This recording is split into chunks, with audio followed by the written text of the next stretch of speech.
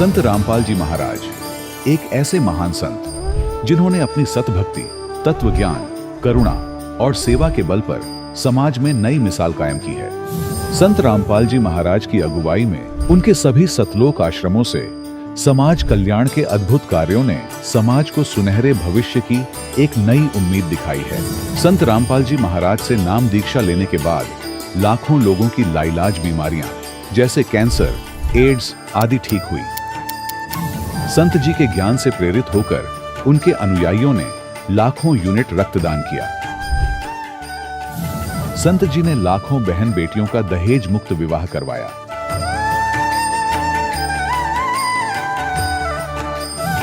संत जी ने लाखों लोगों का नशा छुड़वाया, करोड़ों उजड़े परिवार बसे। संत जी के आश्रमों में समागम के दौरान निःशुल्क नेत्र चिकित्सा, दंत चिकित्सा प्रदान की जाती है। संत रामपाल जी महाराज द्वारा समय समय पर पर्यावरण संरक्षण के उद्देश्य से बड़े स्तर पर वृक्षारोपण किया जाता है। संत जी ने जरूरतमंदों को तत्काल राहत पहुंचाने के लिए एम्बुलेंस सेवा शुरू की। संत जी अपने अनुयायियों को देहदान के लिए प्रेरित करते हैं, जिससे मानवता की सेवा और चिकित्सा क्षेत्र में सुधार हो सके। संत रामपाल जी महाराज के सभी आश्रमों में हर रोज निःशुल्क भंडारा आयोजित किया जाता है, जहां हर वर्ग, हर जाति और हर धर्म के लोग एक साथ बैठकर भोजन करते हैं।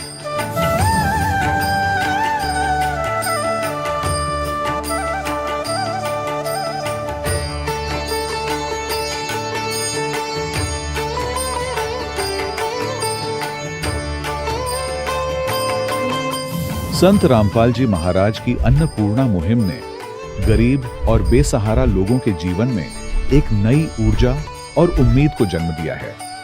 घर घर खाद्य सामग्री और जरूरी मदद पहुंचाकर संत रामपाल जी महाराज ने लोगों को दुख और मजबूरी से लड़ने की ताकत प्रदान की है।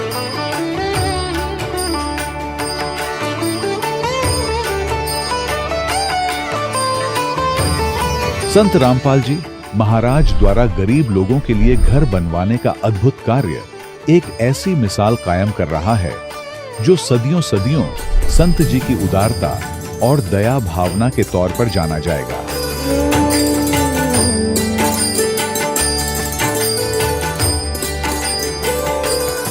संत रामपाल जी महाराज के आश्रम में हजारों बुजुर्गों को सम्मान और प्यार के साथ जीवन जीने का अवसर मिलता है। उनके खाने, रहने और स्वास्थ्य की पूरी जिम्मेदारी संत रामपाल जी महाराज उठाते हैं। अनाथ बच्चों के लिए संत रामपाल जी महाराज के सभी आश्रम किसी वरदान से कम नहीं।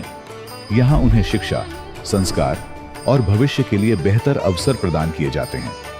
चाहे बाढ़ हो, भूकंप या महामारी, संत रामपाल जी महाराज और उनके अनुयायी हमेशा ही जरूरतमंदों के लिए सबसे आगे खड़े रहते हैं।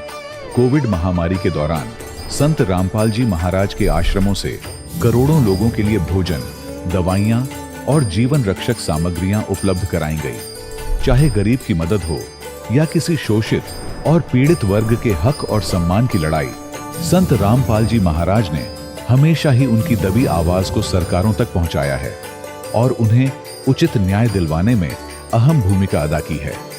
समाज में आध्यात्मिक और सामाजिक मूल्यों के प्रति जागरूकता लाने में संत रामपाल जी महाराज हर कदम पर मानवता के सच्चे सेवक साबित हुए हैं। संत रामपाल जी महाराज का जीवन हमें सिखाता है कि सच्ची सेवा वही है जो निस्वार्थ भाव से की जाए। आइए हम भी इस महान सेवा के कार्य में इस महान संत से जुड़ें और संत रामपाल जी महाराज से नाम दीक्षा लेकर अपने जीवन को धन्य बनाएं।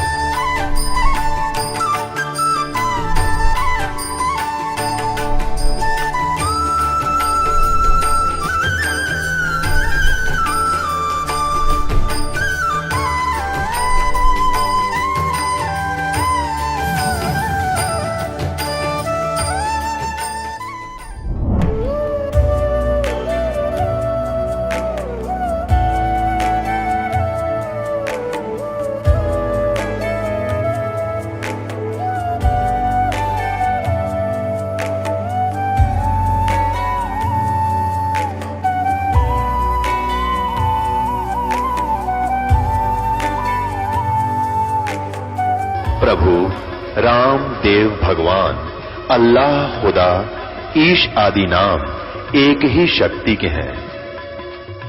वो कैसा है, कहां है, कैसे मिलता है, किसने देखा है? ये प्रश्नवाचक चिन्ह पूर्ण रूप से हटाने के लिए अवश्य सुनिए जगत गुरु तत्वदर्शी संत रामपाल जी महाराज के अमृत वचन, सर्व पवित्र धर्मों के पवित्र शास्त्रों के आधार पर। सत साहिब दर्शकों, हर मुश्किल के अंधकार में उम्मीद की एक किरण होती है। बस सही दिशा और सच्चे मार्गदर्शक की जरूरत होती है। आज हम आपको एक ऐसी प्रेरणादायक कहानी सुनाने जा रहे हैं जो संघर्ष, विश्वास और चमत्कार की मिसाल है। मिलिए छत्तीसगढ़ की दीपक साहू जी से, जो पहले हिंदू धर्म की प्रचलित साधनाओं और दामाखेड़ा पंथ के महंत प्रकाश मुनि साहिब के अनुयायी थीं। जीवन में शारीरिक और आर्थिक कष्टों से जूझ रहे थीं और फिर 19 जून 2017 का वह शुभ दिन जब दीपक साहू जी ने संत रामपाल जी महाराज से नाम दीक्षा ली। इसके बाद इनके जीवन में ऐसा अमूल्य परिवर्तन हुआ। आज दीपक साहू जी पूर्णतः स्वस्थ हैं और संत रामपाल जी महाराज की कृपा से मिले इस चमत्कारिक अनुभव का गुणगान करते नहीं थकती। दर्शकों, आइए अब सुनते हैं इस अद्भुत परिवर्तन की कहानी दीपक साहू जी की जुबानी। नमस्कार जी। नमस्कार सर। क्या नाम है जी आपका? जी मेरा नाम दीपक साहू है। कहाँ से हैं जी आप? जी मैं छत्तीसगढ़ के राजनांदगांव जिले से हूँ। संत रामपाल जी महाराज से नाम दीक्षा आपने कब ली? मैं संत रामपाल जी महाराज से नाम दीक्षा 19 जून 2017 में ली हूँ। संत रामपाल जी महाराज से नाम दीक्षा लेने से पहले क्या आप कोई भक्ति साधना भी करती थी? जी हाँ, मैं संत रामपाल जी महाराज से नाम दीक्षा लेने से पहले हमारे हिंदू धर्म में जितने भी देवी देवता हैं इन सबको भी पूजती थी, क्योंकि हमारे मम्मी पापा पेरेंट्स पहले से इन सबकी पूजाएं करती थी, तो हमें भी सिखाए थे कि हमें इन्हीं की भक्ति करनी है। और एक तरफ हम लोग दामाखेड़ा पंथ है हमारे छत्तीसगढ़ में, प्रकाश मुनि नाम से एक कबीरपंथी संत है, उनसे भी हमारी फैमिली पहले से दीक्षित थी, दादा परदादा और पापा जी लोग, तो उनकी भी भक्ति करते थे। जैसे कि आपने बताया कि आप दामाखेड़ा पंथ से बचपन से ही जुड़ी हैं, तो फिर संत रामपाल जी महाराज के शरण में आने की क्या जरूरत पड़ी? जी, संत रामपाल जी महाराज के शरण में वैसे तो पापा जी 2014 से ही जुड़े हुए थे, लेकिन हम लोग संत रामपाल जी महाराज का ज्ञान नहीं समझे थे, इस कारण से हम लोग दीक्षित नहीं हुए थे। फिर अचानक 2017 में मेरे अंदर प्रेरणा जगी कि मैं संत रामपाल जी महाराज का सत्संग सुनूं। उसके बाद मैं कंटिन्यू संत रामपाल जी महाराज का सत्संग सुनने लगी और उनके द्वारा एक लिखित अनमोल पुस्तक है जिनका नाम है ज्ञान गंगा, उसको भी मैं कंटिन्यू रीड करने लगी। उसके बाद मुझे संत रामपाल जी महाराज के इस तत्व ज्ञान का ज्ञान हुआ। उसके बाद मैं जो भी भक्ति साधना मैं पहले कर रही थी उसको त्याग दी और 2017 में संत रामपाल जी महाराज से नाम दीक्षा ले ली। संत रामपाल जी महाराज से जो भी श्रद्धालु नाम लेते हैं उनको सभी को लाभ मिलते हैं, क्या आपके साथ भी ऐसा हुआ? जी, संत रामपाल जी महाराज से नाम दीक्षा लेने के बाद मुझे और मेरी फैमिली को बहुत लाभ हुए। उनमें से मैं कुछ लाभ आपसे शेयर करना चाहती हूँ। उनमें से पहला लाभ मेरे खुद का है। मुझे लगभग जब मैं 9th क्लास में थी तो 9 से लेकर 12 तक मुझे आँखों में से आंसू निकलना और सिर दर्द करना, ये बहुत बड़ी प्रॉब्लम मुझे रही। मैं 4 सालों तक इस प्रॉब्लम से जूझती रही। मैं पापा को बताई, जैसा तैसा मतलब अपनी दवाई चल रही थी, फिर भी मैं रिकवर नहीं हो पा रही थी। उसके बाद पापा मुझे डॉक्टर के पास लेकर गए, फिर मेरे आंखों का चेकअप हुआ। फिर डॉक्टर्स बोले कि आपको ग्लोकोमा है और आपको दवाई लेती रहनी है और पूरी लाइफ टाइम आपको चश्मा लगाना पड़ेगा, आपकी यही मतलब अपना फाइनल सुना दिए थे। उसके बाद हम लोग घर आ गए, बहुत चिंतित हो गए थे कि पूरी ज़िंदगी ऐसे नहीं चल सकता। उसके बाद फिर 2017 में मैं संत रामपाल जी महाराज से जुड़ी। फिर मैं उनके द्वारा बताए गए सत मंत्रों का जाप कंटिन्यू करती रही। फिर मैं धीरे धीरे रिकवर होने लगी। आज मैं पूरी तरह से स्वस्थ हूँ। मुझे आंखों में किसी भी प्रकार की कोई समस्या नहीं है, ना मेरे सिर का दर्द भी पूरी तरह से समाप्त हो चुका है। संत रामपाल जी महाराज से जुड़ने के बाद और उनके द्वारा दिए गए सत मंत्रों के जाप जैसे मैं कंटिन्यू करती रही, उसके बाद धीरे धीरे मेरे आंखों से आंसू निकलना और जो सिर का दर्द था पूरी तरह से आज समाप्त हो चुका है। मेरी मम्मी को लगभग 2 से 3 साल तक बवासीर की बीमारी से जूझ रही थी। मम्मी लोकलाज में संत रामपाल जी महाराज से नाम दीक्षा ने ली थी। मैं मम्मी को बोली कि आप भी संत रामपाल जी महाराज से नाम दीक्षा ले लो। फिर मम्मी परमात्मा की दया से उन्होंने भी संत रामपाल जी महाराज से नाम दीक्षा ले ली। फिर वो भी संत रामपाल जी महाराज के द्वारा बताए गए सतमंत्रों का जाप करने लगी। फिर वो भी मम्मी की भी वो जो बवासीर की बीमारी इतनी दिनों तक ठीक नहीं हुई, इतने डॉक्टर्स को दिखा चुके थे फिर भी ठीक नहीं हो रही थी, वो संत रामपाल जी महाराज से नाम दीक्षा लेने के बाद पूरी तरह से आज समाप्त हो चुकी है। तीसरा लाभ यह है सर कि मेरे भैया को नशे की बहुत ज़्यादा लत थी और आज संत रामपाल जी महाराज से नाम दीक्षा लेने के बाद मेरे भैया की भी नशे की लत पूरी तरह से समाप्त हो चुकी है। और चौथा लाभ और सबसे बड़ा लाभ यह है कि मेरे भैया का जो छोटा बेबी है जो अभी 5 साल का है, जब वो 3 साल का था तब 3 दिन तक फीवर रहा। फिर तीसरे दिन अचानक दोपहर का समय था, आया और बोला कि दादी मुझे पानी पीना है। उसके बाद मम्मी उसको पानी लेकर आई, फिर पानी पिलाई। उसके बाद अचानक झटका सा दिया और बेहोश होकर गिर गया। फिर भैया उसको गोद में लिए और देखे वो जीवित नहीं था, वो मर चुका था। उसके बाद हम लोग बहुत ज़्यादा रोने लग गए। उसके बाद जो संत रामपाल जी महाराज का दंडवत स्थल हमारे घर पर बनाए हुए हैं, वहाँ ले जाकर उस बच्चे को लिटा दिए। उसके बाद तब मेरे भैया नाम दीक्षा नहीं लिए थे, सिर्फ मैं, पापा और मम्मी 3 जने ही नाम दीक्षा लिए थे। उसके बाद संत रामपाल जी महाराज से हम लोग अर्ज करने लगे कि परमात्मा आप तो मुर्दे तक को जीवित कर देते हो, हम भी आपके शरण में हैं, आज इस बच्चे को आप बचा लीजिए। आपको अगर आप सच में सच्चे परमात्मा हो तो इस बच्चे को जीवित करके दिखाओ।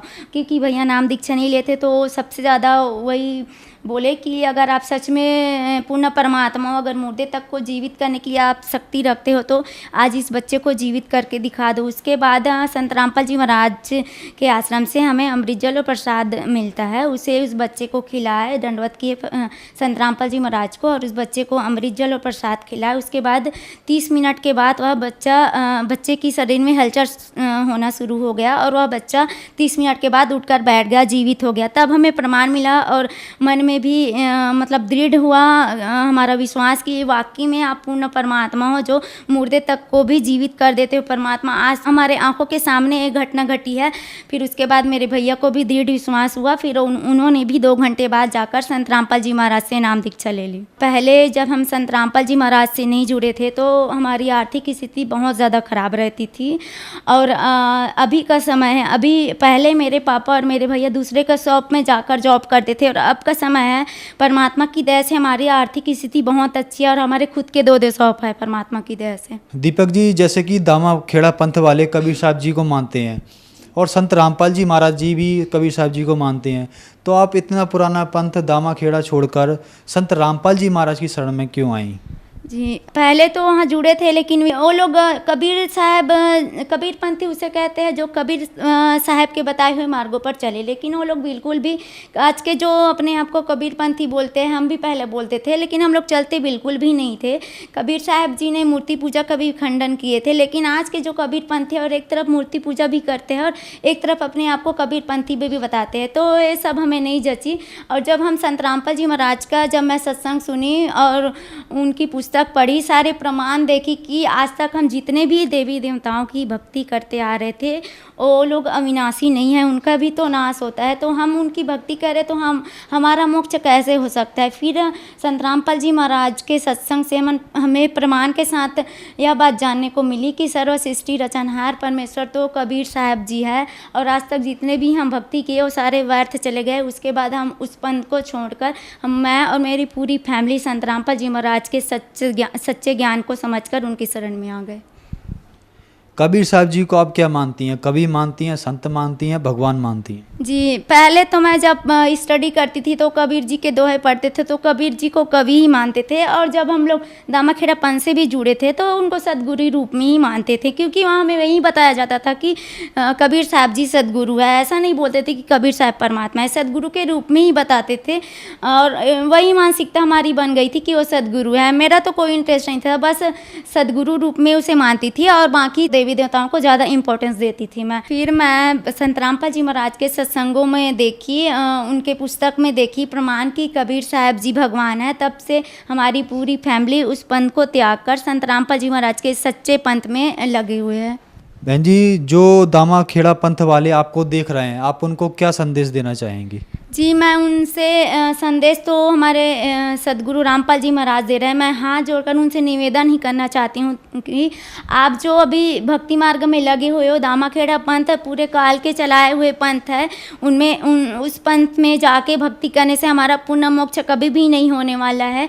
मैं आप लोगों से हाथ जोड़कर निवेदन करना चाहती हूँ कि वर्तमान समय में पुण्य परमेश्वर के अवतार संत रामपाल जी महाराज इस धरती पर आए हुए हैं, जो भक्त समाज को सभी शास्त्रों के अकॉर्डिंग पुण्य परमात्मा कबीर साहब जी की भक्ति बता रहे हैं, जिससे हमारा पुण्य मोक्ष होना संभव है। इसलिए हाथ जोड़कर यही निवेदन करना चाहती हूँ, आप उन नकली पंथों को त्याग कर संत रामपाल जी महाराज के सच्चे पंथ में आकर और उनके द्वारा बताए गए सतमंत्रों का जाप करके आप अपने जन्म मरण के दीर्घ रोग से मुक्ति पाओ। संत रामपाल जी महाराज से कैसे जुड़ सकते हैं? जी, संत रामपाल जी महाराज से जुड़ने के लिए उनके अनेकों टीवी चैनलों में संत रामपाल जी महाराज का सत्संग आता है। उसमें नीचे सत्संग के दौरान नीचे येलो पट्टी चल रही होती है, उसमें बहुत सारे कॉन्टैक्ट नंबर दिए होते हैं। आप उस कॉन्टैक्ट नंबर में कॉन्टैक्ट करके आप अपने डिस्ट्रिक्ट के जो भी नाम दीक्षा केंद्र बने हुए हैं, वहाँ जाकर आप संत रामपाल जी महाराज से बिल्कुल निःशुल्क नाम दीक्षा ले सकते हैं। धन्यवाद जी। धन्यवाद सर। दर्शकों, अभी आपने सुने संत रामपाल जी महाराज से दीक्षा प्राप्त करके सुखी हुए भक्त के अनुभव। अब देखिए जगत गुरु तत्वदर्शी संत रामपाल जी महाराज के मंगल प्रवचन। ये ज्ञानी आत्मा है तो अच्छी आत्मा, उद्धार है, समर्पित है। शरीर भी इन्होंने समर्पित कर दिया, परवाह नहीं की, चाहे मर जाए बेशक, नष्ट हो जाए शरीर, में भगवान मिलना चाहिए। लेकिन ये मेरे वाली अनुत्तम गति में ही श्रेष्ठ आश्रित रहे, इनको तत्वदर्शी संत नहीं मिले। अब आपके रूबरू करता है श्लोक देखिएगा। श्रीमद् भगवत गीता, गीता प्रेस गोरखपुर से प्रकाशित, जयदाल गोविंद का इसके अनुवादक है, जिसका अनुवाद दास आपको दिखाने जा रहा है। 7वें अध्याय का अब 16वां श्लोक। हे भरतवंशियों में श्रेष्ठ अर्जुन, उत्तम कर्म करने वाले अर्थार्थी, आर्थ, जिज्ञासु और ज्ञानी 4 प्रकार के भगत जन मुझको भजते हैं। 17वें में कहा कि उनमें नित्य मुझ में एक ही भाव से स्थित अनन्य भाव, अनन्य प्रेम भक्ति, एक भक्ति, ज्ञानी भक्त ये होना चाहिए, अति उत्तम है। ये मुझे अच्छे लगते हैं, क्योंकि मुझको तत्व से जानने वाले ज्ञानी को मैं अत्यंत प्रिय हूं और वह ज्ञानी मुझे प्रिय है। ठीक है। अब 18वें में कहा है, उद्धारा सर्वे एव ते ज्ञानी तु आत्मा एव मे मतम। मेरे विचार में ये सभी ज्ञानी आत्मा हैं तो उद्धार यानी समर्पित हैं, अच्छी आत्माएं हैं। आस्थित से ही युक्त आत्मा माम एवं अनुतमाम गतिम। ये सभी युक्त आत्मा भगवान में लीन आत्माएं आस्थित हैं। वह भगवान में लगी हुई आत्मा, वो भगवान समझकर मुझे भज रही है, वो मेरे वाली अनुतमाम अति घटिया गति में श्रेष्ठ है। इन्होंने अनुवाद क्या किया अज्ञानियों ने? देखिए, ये सभी उद्धार हैं, परंतु ज्ञानी तो साक्षात मेरा ही स्वरूप है। यह अनुवाद गलत कर रखा है। ये मेरा मत है, ये मेरा मत है, क्योंकि वह मद गत मन बुद्धि वाला ज्ञानी भक्त अनुत्तमा माने अति उत्तम। फुटे बाग थारे अनुत्तम, अनुत्तम ने अति उत्तम है। अनुत्तम लिखना था घटिया। गति स्वरूप मुझमा ही अच्छी प्रकार स्थित हैं। अपने आत्माओं, परमात्मा ने आपको शिक्षा दी, ऐसे उपकरण बनवा दिए कि घर बैठे इंटरनेट पे भी देख रहे होंगे पुण्यात्मा परमात्मा के प्यारे, और ये सीडी बनाई जाएंगी, घर घर पहुंचाई जाएंगी और जानकर गदगद हो जाएंगे सच्चाई को। इसमें स्पष्ट कर रखा है, गीता ज्ञान दाता अपनी साधना को भी घटिया बता रहा है, अनुत्तम बता रहा है, और कह रहा है ये ज्ञानी आत्मा जो परमात्मा के लिए समर्पित हैं, जिनने जान दिया है कि मनुष्य जीवन केवल परमात्मा प्राप्ति के लिए प्राप्त हुआ है और मोक्ष केवल उस पूर्ण परमात्मा से होगा। इनको तत्वदर्शी सर्व वासुदेव प्राप्त नहीं हुआ। अब देखो, थोड़ी कथा सुनाने से पहले 19वां श्लोक और सुनाऊंगा, जिससे आपका और कंसेप्ट क्लियर होगा। देखिएगा, श्रीमद् भगवत गीता अध्याय 7 का हम श्लोक 18 पढ़ लिया। ये मेरी अनुतम है, ये घटिया लिखनी थी इन्होंने। अब इससे स्पष्ट हो जाता है, बहुनाम जन्मानाम अन्ते ज्ञानवान माम परपदते वासुदेव सर्वमिति स महात्मा सु दुर्लभ है। अब यहां कहते बहुत जन्मों के अंत के जन्म में ज्ञानवान, तत्व ज्ञान को नहीं, ज्ञानी, ये ज्ञानी पुरुष सब कुछ वासुदेव ही है, इस प्रकार मुझको बचता हुआ महात्मा अत्यंत दुर्लभ है। नहीं, ये अनुवाद गलत किया। इसका अर्थ है, 68 से देखो प्रसंग 7वें अध्याय का, पहले कह रहा है कि तीनों गुणों की भक्ति जो इन ऊपर जिनकी बुद्धि है ब्रह्मा विष्णु महेश तक, वो राक्षस स्वभाव को धारण किए हुए मनुष्यों में नीच और दूषित कर्म करने वाले मूर्ख मुझे नहीं बचते। फिर कहता मेरे भजने वाले भी 4 प्रकार के, उनमें 3 रिजेक्ट कर दिए, चौथा फाइनल उसने कर दिया। ये ज्ञानी आत्मा है तो अच्छी, लेकिन ये मेरे वाली ब्रह्म तक ही सीमित रही इनकी बुद्धि और उस घटिया साधना में लीन रहे। अब यहां बताया है कि बहुनाम जन्मानाम अन्ते, जैसे गीता अध्याय नंबर 7 के श्लोक नंबर 3 में कहा है कि ये भक्ति में लगे हुए प्राणी, इनमें से हजारों में से कोई एक मेरी प्राप्ति के लिए प्रयत्न करता है, एक मुश्किल से। तो यहां वही कह रहा है कि बहुनाम जन्मानाम अन्ते, इन ब्रह्मा विष्णु महेश से घर की पूजाओं से ऊपर उठकर बहुत जन्म के किसी एक जन्म में ज्ञानवान, ये ज्ञानी मेरी भक्ति करते माम प्रपदते, और वासुदेव सर्वमिति, ये बताने वाला महात्मा सो दुर्लभ है कि वासुदेव सर्वमिति स महात्मा सो दुर्लभ है। ये बताने वाला कि वो वासुदेव यानी सर्व पूर्ण परमात्मा परम अक्षर ब्रह्म वही सब कुछ है, वही पूजा के योग्य है, वही इष्ट रूप में मान्य है, वही पाप नाशक है, वही अविनाशी है, वही सबका धारण पोषण करता है और उसकी भक्ति करनी चाहिए और की नहीं, और को इष्ट नहीं मानना चाहिए। कहते हैं ये बताने वाला महात्मा तो बड़ी मुश्किल से मिलेगा। यहां इसका अर्थ ही है, इन्होंने अर्थ गलत कर रखे। तो वो ये दास आपको मिल गया पुण्यात्माओं, असंख्य युगों के बाद ये दाव आपका लगा है, इसको सफल करना।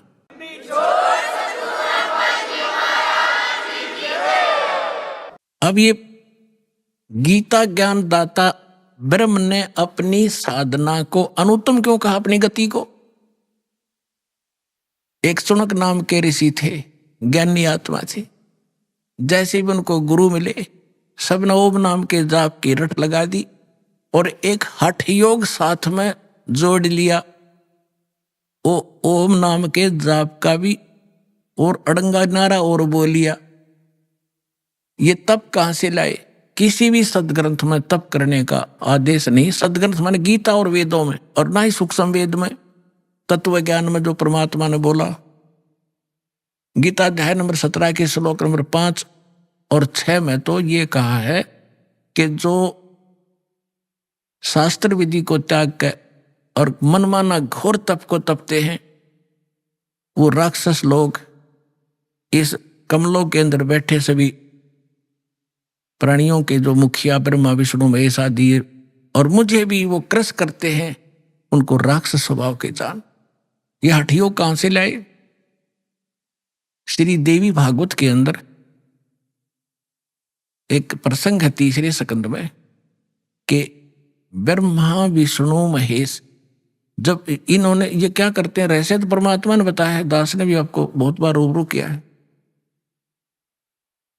कि ब्रह्मा जी अपनी उत्पत्ति बताता है नारद जी को कि अपने पुत्र को कि मैं कमल के फूल पर बैठा था, मुझे नहीं मालूम है कहां से उत्पन्न हो गया। आकाशवाणी हुई तप करो तप करो, मैंने 1000 वर्ष तक तप किया। फिर कहा सृष्टि करो, तपो तपो कर वाक्य सुनाया, लोक रचोबन मेरी माया। ये सूक्ष्म वेद में भी ऐसा ही कहा है। तो ब्रह्मा जी ने कहा कि आकाशवाणी हुई कि तप करो, मैंने 1000 वर्ष तप किया। फिर कहा सृष्टि करो। अब पहले इनके अंदर सिद्धियां पैदा कर लेता है काल, इनको एटम बम बनाता है, रिमोट इसके हाथ में रहता है। तो ये ब्रह्मांड जी ने सोचा कि ये परमात्मा पूर्ण ब्रह्म की आकाशवाणी है, तप करो, और बाद में उसको वेद मिले। वेदों में तप का प्रावधान नहीं है, तो इसने वो काल की अलग से वाणी जो थी वह भी साथ अपने अनुयायियों को, अपने वंशजों को, ब्राह्मणों को दे दी कि तप भी करो, ओम नाम का जाप करो। एक चुनक नाम का ऋषि था, उसने बहुत ज्ञानी आत्मा था, ब्रह्म पुजा काल का पुजारी था। काफी वर्षों तक ओम नाम का जाप किया, तप किया, हठ योग किया। अब इसे भगवान मिल नहीं सकता।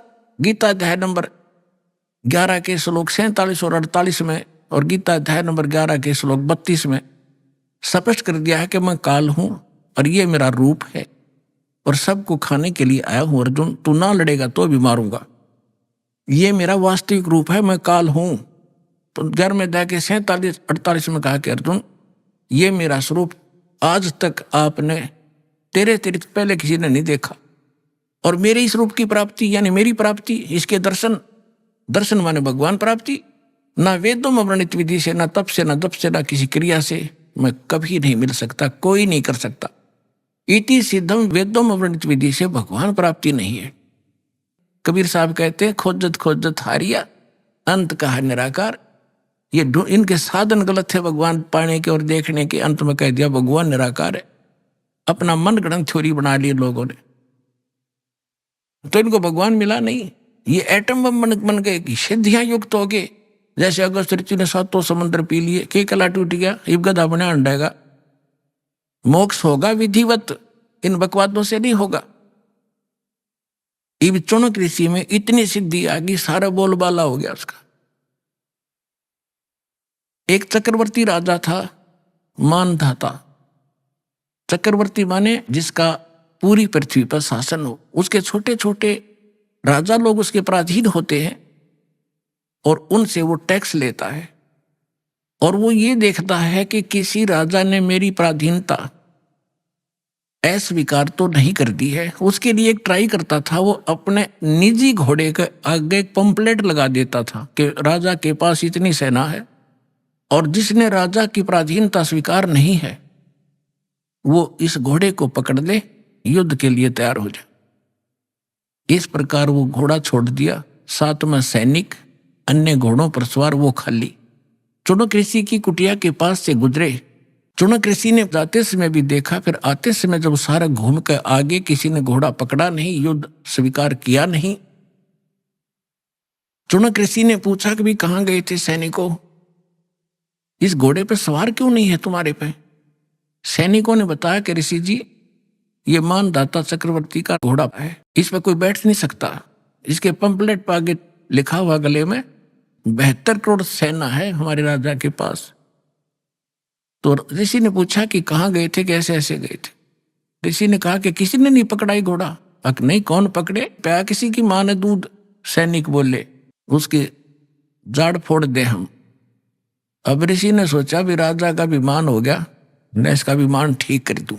बता, रिमोट काल के हाथ में बना लिया एटम बम पहले चुनक ऋषि, और फिर रिमोट ऑन कर दिया ताकि इसको करता हूं राजा को ठीक। राजा का फील्ड अलग और साधु संता का फील्ड न्यारा। वो क्यों भी बेमतलब टांग अड़ाऊं एक दूसरे के बीच में। अब ऋषि ने जानबूझकर अपना ताकत दिखाने के लिए कहा कि भी इस घोड़े को मैं बांध लूं, मैंने उठ लिया तुम्हारे राजा का, युद्ध स्वीकार किया। सैनिक बोले, अगर कंगले तेरा दाने तो खाने को नहीं, क्यों अपनी सामत बोल लेता है, मोल ले रहा है, चुप करके जप ले माला। ऋषि में भी पूरा हंगा पाक रहा था, अरे यह ताकत रटा नहीं करे जीव पे, इसका नाश करा के छोड़ दिया करे। तो उसने क्या कहा कि ठीक है भाई, मेरे भाग में यह लिख रखी होगी, तुम्हारे राजा से मरना होगा, मैंने जाके दो उनको, घोड़ा बांध दो यहीं पर। अब राज सैनिकों ने जाके बता दिया, जी ऐसे ऐसे बात है, एक चुनक नाम के ऋषि ने आपका युद्ध स्वीकार कर लिया। अब मंत्रीगण इकट्ठे हुए कहने लगे, राजन, आज एक व्यक्ति की हिम्मत पड़ी है आपके साथ चीटिंग करने की, कल दूसरे की पड़ेगी। निपदा ईवल इन दा बड, बुराई को शुरू से ही खत्म कर देना चाहिए। राजा बोला ठीक है। राजा ने अपनी 72 करोड़ सेना की 4 टुकड़ी बनाई, 18-18 करोड़ की, 1 करोड़ 18 करोड़ एक टुकड़ी भेज दी। उधर से उस ऋषि ने सारे जीवन में जो डले ढोए थे वो अटपट करके सिद्धियां प्राप्त की थी, उससे 4 पुतली तैयार कर ली, एटम बम 4 बना लिए, परमाणु बम। एक परमाणु छोड़ दिया पुतली, उसने 18 करोड़ कत्लेआम कर दिया। राजा ने दूसरी सेना भेज दी, ऋषि ने दूसरी पुतली, यानी 72 करोड़ सेना का सत्यानाश कर दिया उस ब्रह्म के काल के पुजारी ने। सूक्ष्म वेद में कहा है 72 अक्षौणी अक्षय करी, वो चुन कर शीश्वर एक, दे धारे जोरा फिरे ये सभी काल के बेख। 72 अक्षौणी अक्षय करी, 72 अक्षौणी खा गया, वो चुनक ऋषिश्वर एक। ओए होए, इनको ऋषिवर ऋषिश्वर कहा करते थे। ओए होए, ऋषिस और ऋषिश्वर, एक तो मुनि, एक मुनिवर, उन मुनियों में श्रेष्ठ, एक मुनीश्वर, उन मुनिवरों में भी और श्रेष्ठ, उसको मुनीश्वर कहा करते हैं। ऐसे ऋषिवर और ऋषिश्वर, जिसको ऋषिश्वर कहा करते थे, उस ऋषिश्वर के ये कारनामे हैं। 72 अक्षौणी खा गया, वो चुनक ऋषिश्वर एक, ये दे धारे जोरा फिरे, जोरा माने मृत्यु, दे धारे जोरा फिरे ये सभी काल के भेख, ये काल के पुजारी है सारे। अपने आत्मा अब क्या होगा, जब तक हम परम अक्षर ब्रह्म कबीर परमेश्वर की सत्साधना पूर्ण संत से लेकर नहीं करते, तब तक हमारे दोनों अकाउंट ओपन हैं, गुड और बैड, पुण्य और पाप। जैसे हम पुण्य करेंगे, जाप करेंगे, कोई कितना ही करो वो अलग लिखा जाएगा, और बुरा जितना भी करो, छक्का करो, कितना ही करो, वो अलग लिखते रहेंगे। उन दोनों को संचित कर्म कहते हैं। आगे आपको जो भी जीवन मिलेगा उन्हीं से एवरेज निकाली जाएगी। जिसके पुण्य गणे हैं उनके पुण्य ज्यादा एवरेज में, और जिसके पाप गणे उसके एवरेज में पाप ज्यादा। फिर एक मनुष्य जीवन बना के भेज दिया जाता है, और फिर 83 लाख योनियों में वो पाप भोगने पड़ते हैं। तो ये चुनक ऋषि ने जो तप किया, ओम नाम का जाप किया और 72 करोड़ सेना का नाश किया, ये सब अलग अलग लिखे गए। इस ओम नाम के जाप के कारण ये ब्रह्मलोक में जाएगा, वहां पर ठाठ करेगा, अपनी पूंजी का नाश करेगा, फिर पृथ्वी पर राजा बनेगा। तप से राज मदमानम जन्म तीसरे शुक्र स्वान। राजा बनकर कर्म फोड़ फोड़ सकता है, पुण्य नहीं कर सकता। उसके बाद फिर इसकी दुर्गति होगी, ये कुत्ता बनेगा चुनक ऋषि ब्रह्म पुजारी, इसका सर में कीड़े पड़ेंगे, और वो 72 करोड़ सेना जो उसने मारी है उसको चुन चुन का बदला लेंगे। तो परमात्मा कहते हैं सूक्ष्म वेद में, तुमने उस दरगाह का मैल नहीं देखा और धर्मराज के तिल तिल का लेखा। इसलिए गीता अध्याय नंबर 7 के श्लोक नंबर 18 में गीता ज्ञानदाता कहता है कि ये ज्ञानी आत्मा है तो समर्पित, लेकिन इनको तत्वदर्शी संत न मिलने से ये मेरे वाली अनुत्तम घटिया गति में स्थित रहे, इनका फिर पुनर्जन्म रहेगा। इसलिए गीता अध्याय नंबर 15 के श्लोक नंबर 4 में कहा कि तत्वदर्शी संत की प्राप्ति के उपरांत परमेश्वर के उस परम पद की खोज करनी चाहिए, जो जाने के बाद साधक फिर लौटकर कभी संसार में नहीं।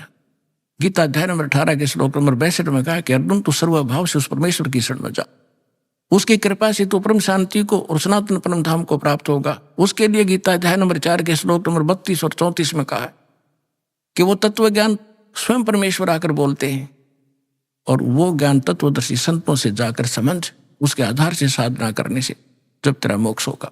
गीता अध्याय नंबर 7 के श्लोक नंबर 29 में कहा है कि जो मेरे इस ज्ञान का आश्रय कर लेता है, तत्वदर्शी संत को खोज लेता है, वो जरा और मरण से जो छूटने का प्रयत्न कर रहे हैं उसने तत्वर्म को जान लिया, सारे धातुओं से परिचित है और सब संपूर्ण कर्मों से परिचित है। तो दास ने भी बता दी, जो जरा और मरण से छूटने के लिए प्रयत्नशील हैं, वो तत्वब्रह्म से परिचित हैं, सारे अध्यात्म ज्ञान से परिचित हैं और कर्मों सभी कर्मों से परिचित हैं। जरा माने वृद्धावस्था, एक जोरा, जोरा माने मृत्यु, ये परमात्मा के संत भाषा के शब्द हैं।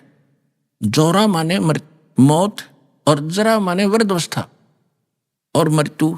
जो इससे छूटने का ही प्रयत्न करते, संसार की किसी वस्तु की इच्छा नहीं करते, वो उस तत्वब्रह्म से परिचित है। तो यहां फिर 8वें अध्याय के प्रथम मंत्र में अर्जुन ने पूछा कि वो किम तत्ब्रह्म। 8वें अध्याय के 3रे श्लोक में गीता ज्ञानदाता ने कहा कि वो परम अक्षर ब्रह्म है। गीता अध्याय नंबर 15 के श्लोक 1 से 4 में उल्टे लटके हुए संसार रूपी वृक्ष का हवाला दिया है कि समझो ये संसार ऐसा है, ऊपर को जड़ तो पूर्ण परमात्मा, नीचे को 3 गुण रूपी शाखा है। और तत्वदर्शी संत वो होगा जो इन सारे संसार रूपी वृक्ष के सभी विभाग बता देगा। अक्षर पुरुष एक पेड़ है, सरपुरुष निरंजन वाकी डार और 3 देवा शाखा है, वो पात रूप संसार। परमात्मा 600 वर्ष पहले अपने सूक्ष्म वेद में बोला हुआ ये ज्ञान दास को आज आपके रूबरू किया। फिर गीता अध्याय नंबर 15 के श्लोक 4 में कहा कि उस तत्व ज्ञान के प्राप्ति के पश्चात परमेश्वर के उस परम पद की खोज करनी चाहिए, जहां जाने के बाद साधक फिर लौट कर कभी संसार में नहीं आते। और जिसने सब ब्रह्मांडों की रचना की है, केवल उसकी भक्ति कर, मेरी भी छोड़ दे। और गीता अध्याय नंबर 2 के श्लोक नंबर 12 में, गीता अध्याय नंबर 4 के श्लोक नंबर 5 और 9 में, गीता अध्याय नंबर 10 के श्लोक नंबर 2 में गीता ज्ञानदाता खुद कहता तेरे और मेरे असंग जन्म हो लिए और आगे भी होते रहेंगे, मैं अविनाशी नहीं हूं। गीता अध्याय नंबर 15 के श्लोक नंबर 16 और 17 में 3 पुरुष, 3 प्रभु, 3 स्वामी, 3 ब्रह्म बताए। सरपुरुष ये किस ब्रह्मांड का स्वामी, ये काल है, गीता ज्ञानदाता ब्रह्म है। अक्षर पुरुष ये 7 संग ब्रह्मांड का स्वामी है, इसका ये भी नाशवान है। गीता अध्याय नंबर 15 के श्लोक 17 में कहा कि उत्तम पुरुष तो अन्य परमात्मा इति उदाहरत है। यह लोकतर में अविषय विवृत्ति अवैश्वर है, इन दोनों से भी अन्य है। सरपुरुष और अक्षर पुरुष से जो श्रेष्ठ परमात्मा, इन दोनों से अन्य है। और वही तीनों लोकों में प्रवेश करके, यानी सबका धारण पोषण वो जड़ से होता है। तो संसार रूपी वृक्ष की जड़ वो पूर्ण परमात्मा है, उसी से सबका धारण पोषण होता है और वही वास्तव में अविनाशी है। यहाँ एक भ्रम पैदा होता है। 15वें अध्याय के 18वें श्लोक में लिखा है, ये गीता ज्ञानदाता कहता है कि मैं अपने अंतर्गत 21 ब्रह्मांड में जितने भी प्राणी हैं उन सबसे उत्तम हूं, श्रेष्ठ हूं। इसलिए मैं लोक वेद दंत कथा के आधार से मैं पुरुषोत्तम प्रसिद्ध हो रहा हूं। आई एम नॉट पुरुषोत्तम। पुरुषोत्तमता 15वें अध्याय के 17वें श्लोक में बता दिया कि उत्तम पुरुष है, यानी पुरुषोत्तमता कोई और है। उसके बारे में तत्वदर्शी संत जानते, उनसे पूछो। तो पुण्यात्माओं, ये है वो दास तत्वदर्शी संत। आओ और अपना कल्याण करो।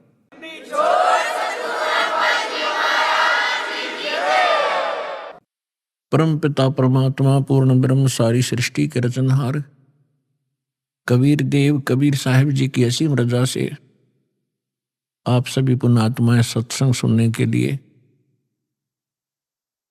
इस सतलोक आश्रम में पहुंचे।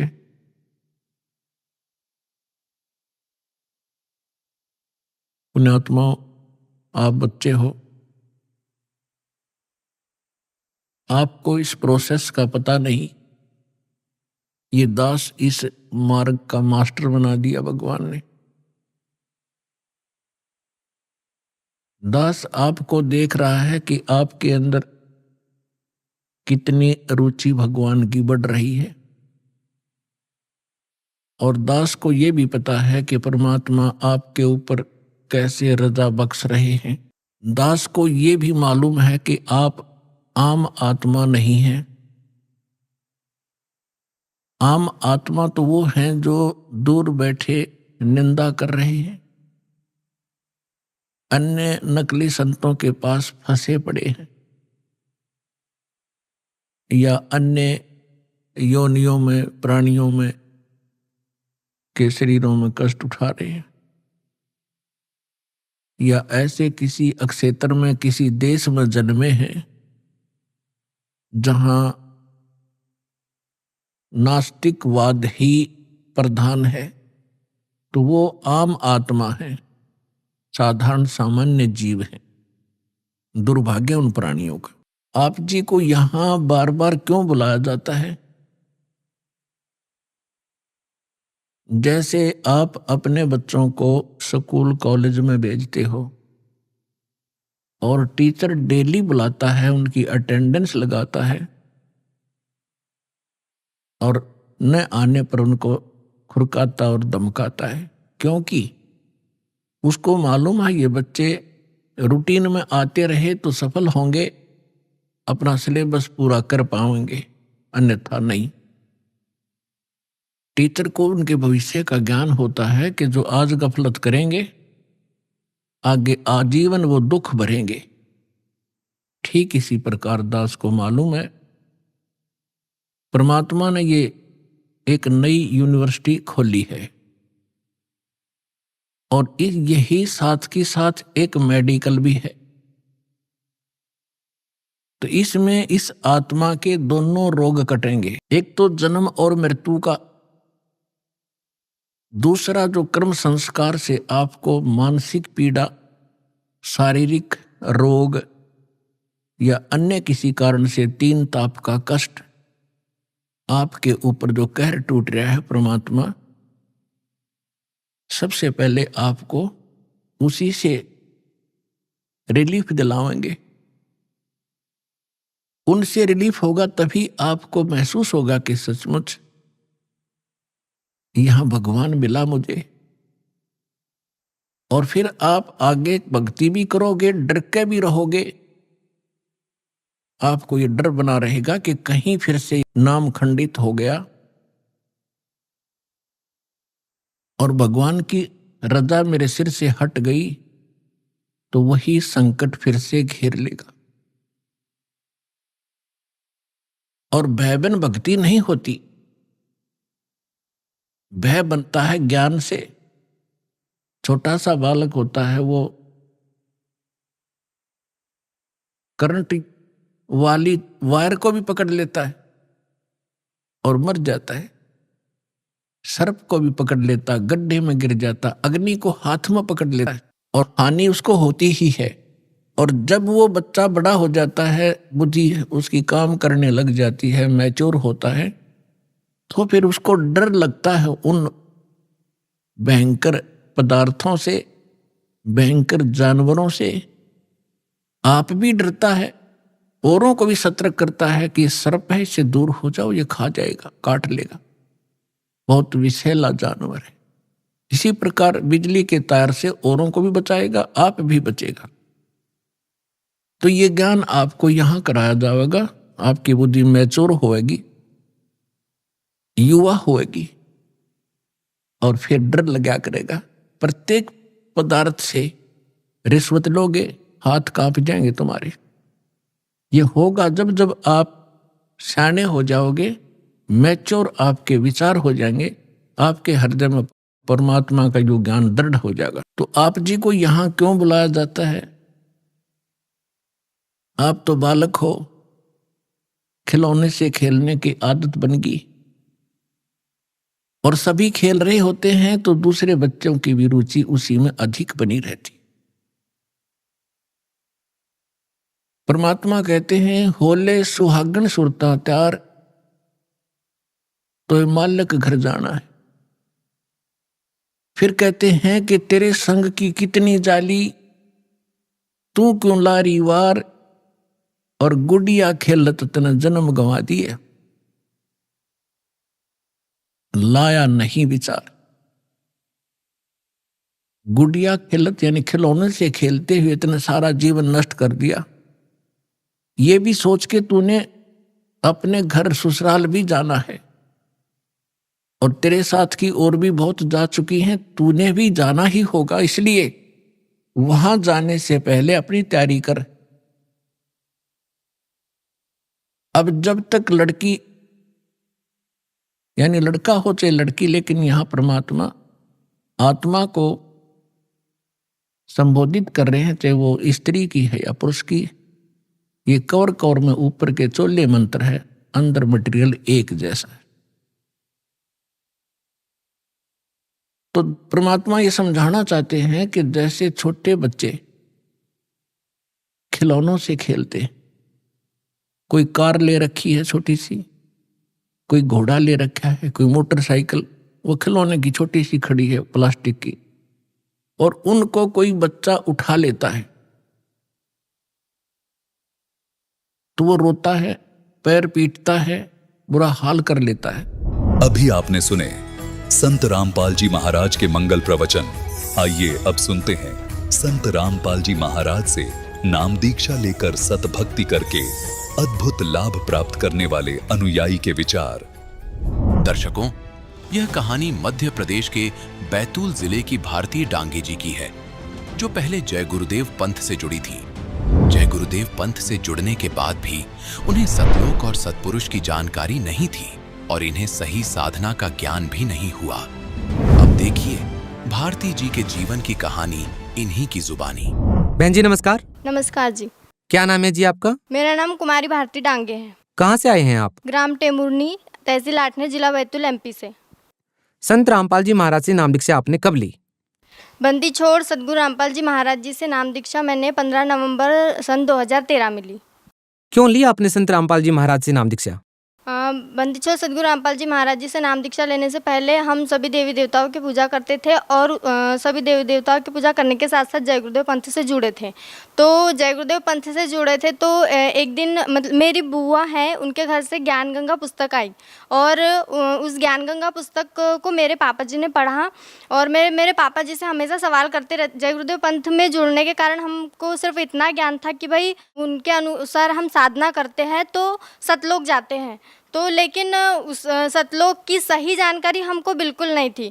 वो सिर्फ इतना बताते थे कि सतलोक में सतपुरुष हैं और हमें उनके पास साधना करके जाना है, लेकिन ये कुछ पता नहीं था कि वहाँ पर यहाँ पर जैसी सृष्टि है वैसी वहाँ पर भी सृष्टि है और भगवान कैसा दिखता है, इस टाइप की कोई भी जानकारी वो नहीं देते थे। और मैं मेरे पापा जी से हमेशा पूछते रहती थी कि भगवान कैसे दिखते हैं और कैसे है। और जय गुरुदेव पंथ में जब जुड़े थे हम तो वहाँ बोलते थे कि सतपुरुष अनामी लोक में अनामी पुरुष के रूप में रहते हैं। आप एक बात बताइए, जो भी बातें आप बता रहे हैं सतलोक आश्रम के बारे में, आपको नहीं पता था सतपुरुष के बारे में, आपको नहीं पता था अनामी लोक के बारे में, आपको नहीं पता था सतलोक के बारे में, आपने इन सभी बातों का निर्णय कैसे किया, कौन सही है और कौन गलत?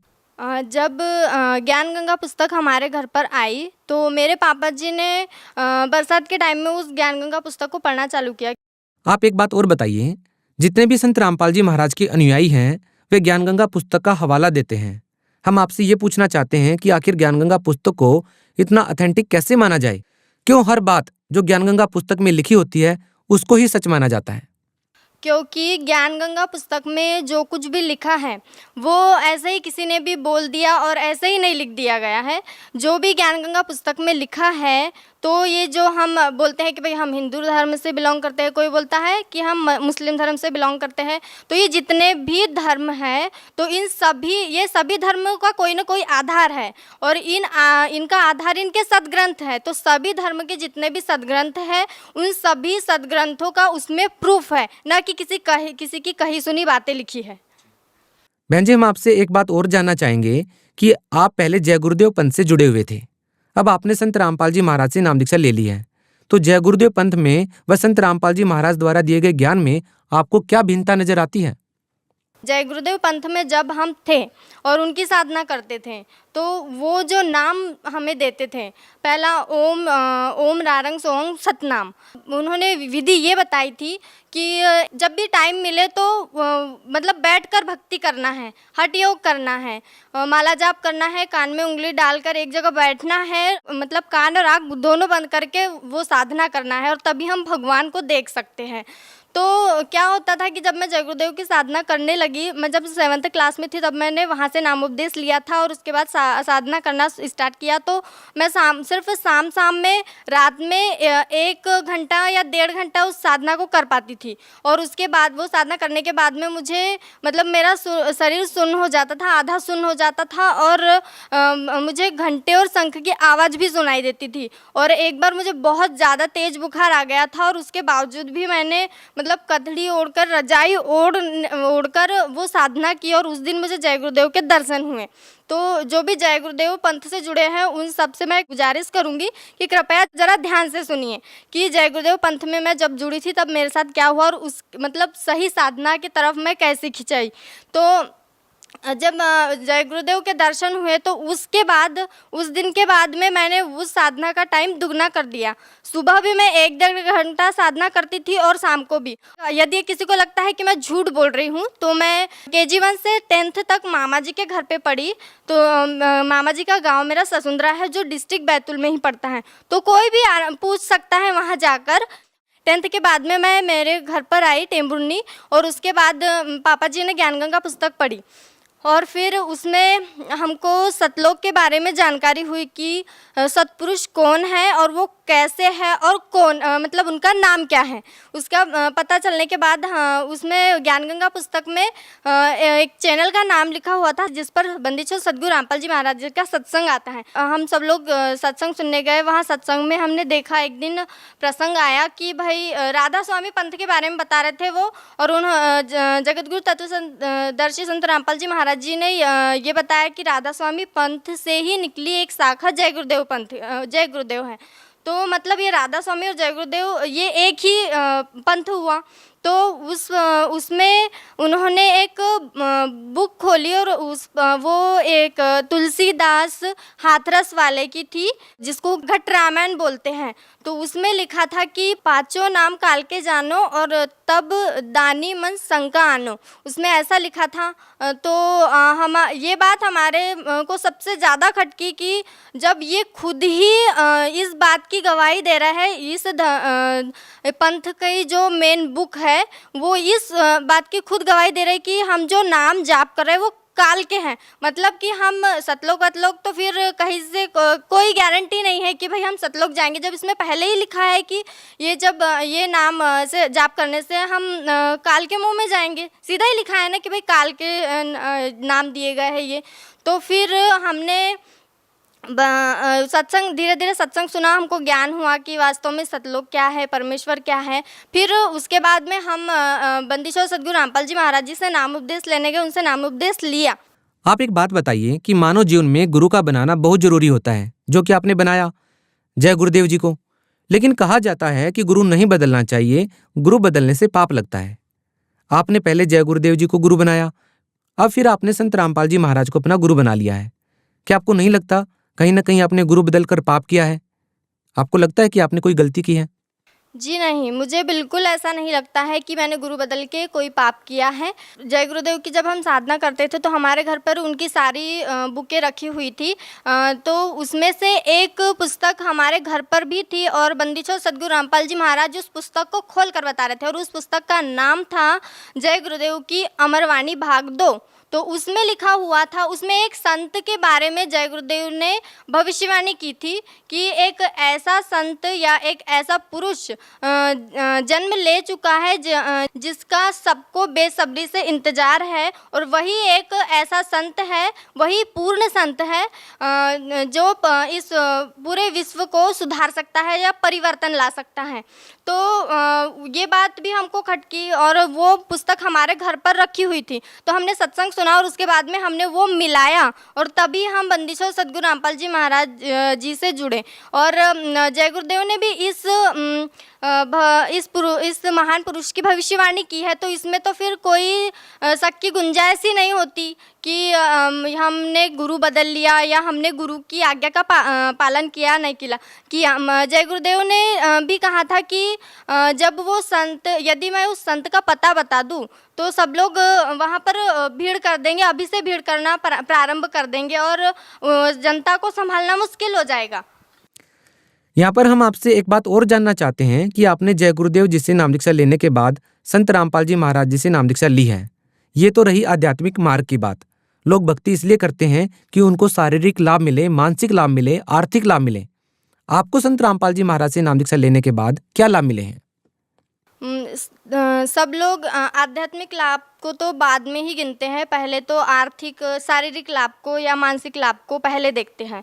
तो मैं उस चीज़ को पहले बताना चाहूँगी कि मुझे बंदीछोड़ सद्गुरु रामपाल जी महाराज जी की शरण में आने से पहले जो ये मधुमक्खी होती है, जो इसके काटने से मुझे बहुत मतलब एलर्जी थी, उससे रिएक्शन होता था, बहुत ज़्यादा खुजली होती थी और बहुत ज़्यादा मतलब इस शरीर के पूरे पार्ट काट अंदर से भी खुजली होती थी और जलन महसूस होती थी। मैं एक जगह खड़ी भी नहीं रह सकती थी, इतनी प्रॉब्लम होती थी मेरे को।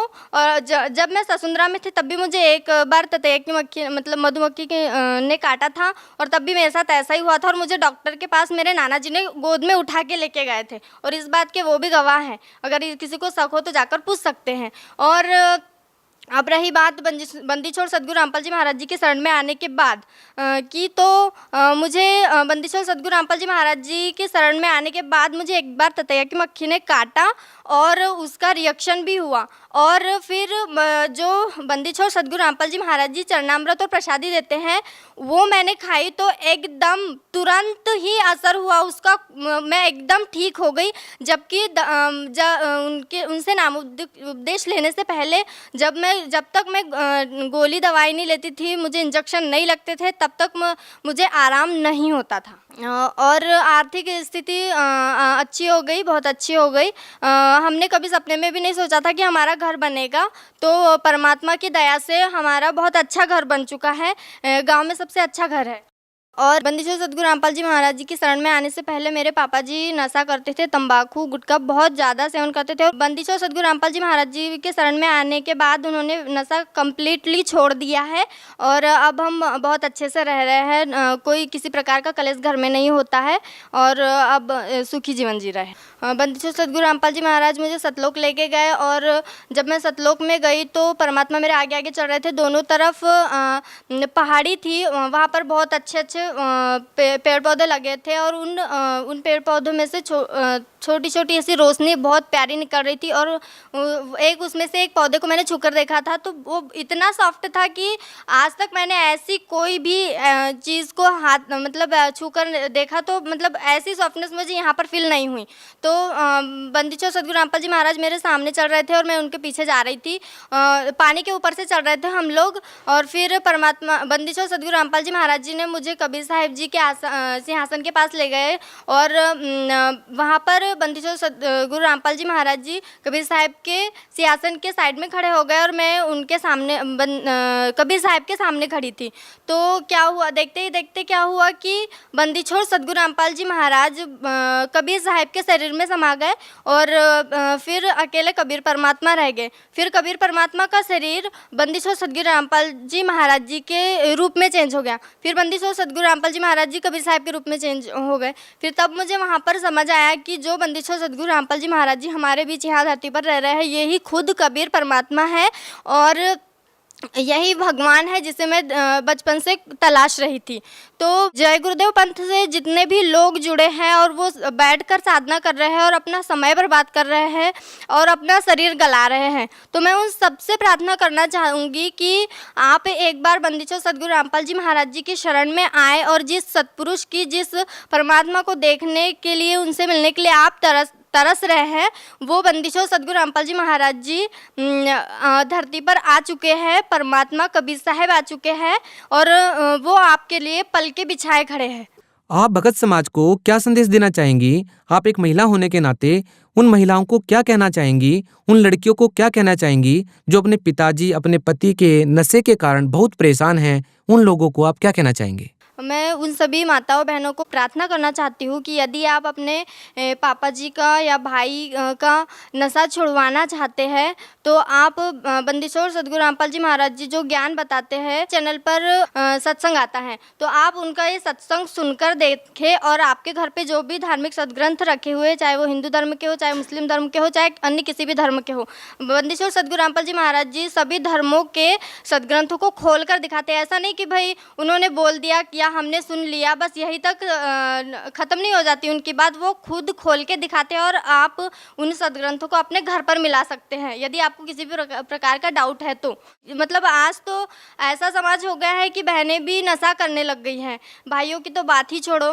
तो यदि कोई आप खुद नशा छोड़ना चाहते हैं या किसी का छुड़वाना चाहते हैं तो आप बंदी छोड़ सद्गुरु रामपाल जी महाराज जी का सत्संग देखिए, तब आपको ज्ञान होगा कि ये नशा कैसे छूटता है और कौन छुड़वा सकता है। तो आप बंदी छोड़ सद्गुरु रामपाल जी महाराज का सत्संग सुनकर, ज्ञान समझकर उनकी शरण ग्रहण कीजिए, भक्ति कीजिए, तभी इन सभी दुखों से आपको छुटकारा मिल सकता है। बहुत बहुत धन्यवाद। हाँ जी, सच्चाई।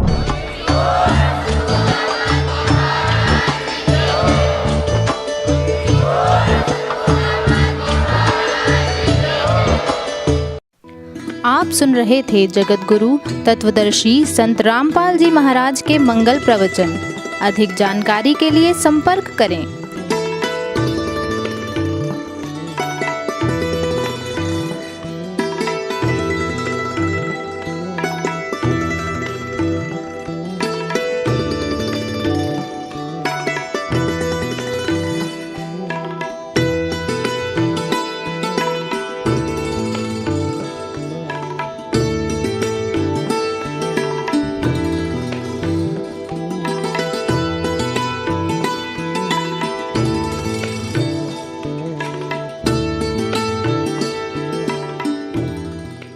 जगत गुरु तत्वदर्शी संत रामपाल जी महाराज जी के पावन सानिध्य में भक्ति की अलख जगाने तथा श्रद्धालुओं को सत्य भक्ति मार्ग का रास्ता दिखाने हेतु कनाडा के लोकप्रिय channel the TV NRI channel पर जगत गुरु तत्वदर्शी संत रामपाल जी महाराज जी के मंगल प्रवचनों का प्रसारण प्रतिदिन सुबह 7:30 बजे से 8:30 बजे तक तथा रात्रि 7:30 बजे से 8:30 बजे तक किया जा रहा है। इस सत्य भक्ति मार्ग को अपनाने के लिए अधिक से अधिक सत्संग प्रसारण देखें। इस सत्संग प्रवचन का सीधा प्रसारण संत रामपाल जी महाराज लाइव सत्संग YouTube चैनल और जगत गुरु संत रामपाल जी महाराज फेसबुक पेज पर भी देख सकते हैं।